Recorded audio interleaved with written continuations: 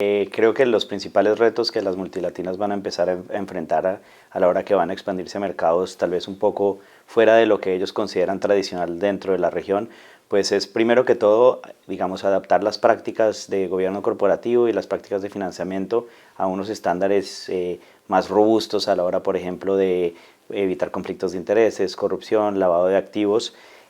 Por otro lado, pues se enfrentan a los mismos riesgos que se enfrentan casi todas las empresas, que van desde los rangos de inestabilidad política, violencia social, estabilidad regulatoria, hasta temas que a veces son un poco más complicados de manejar o predecir, como conflictos entre estados, terrorismo. Todas estas clases de cosas, obviamente, dependiendo mucho de en qué sector estás trabajando, van a tener un impacto muy fuerte. Creo que lo que estamos viendo con los clientes es que muchos ya están empezando a sofisticar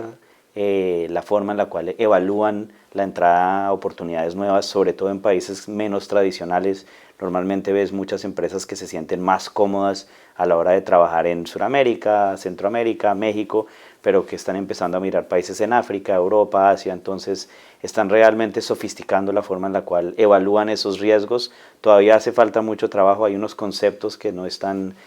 muy bien definidos en América Latina. Por ejemplo,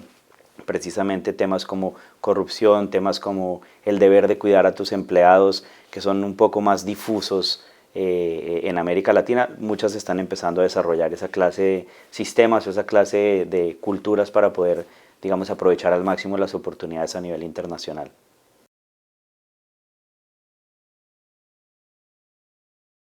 Yo creo que uno de los principales riesgos políticos a los cuales se enfrenta la región ahorita es una baja en la capacidad de gobernabilidad de los diferentes gobiernos.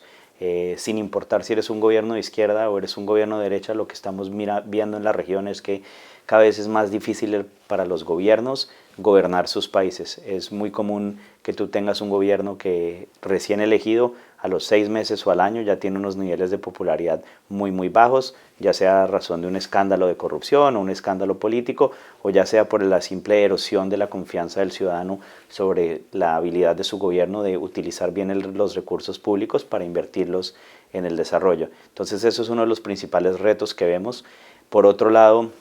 y a razón de, digamos, la evolución política de la región,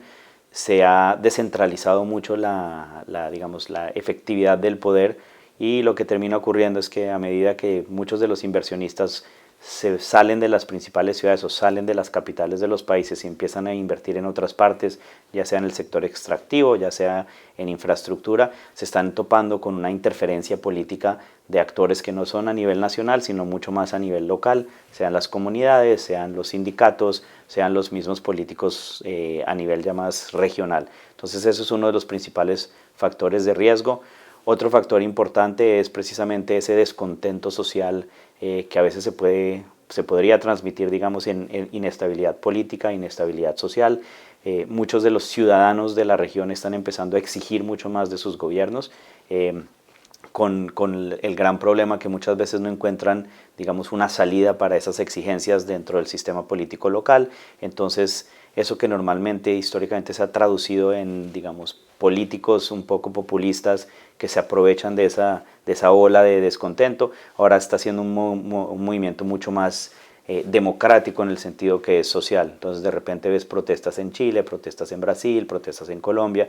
mucho más encaminadas a decir queremos un mejor gobierno. Entonces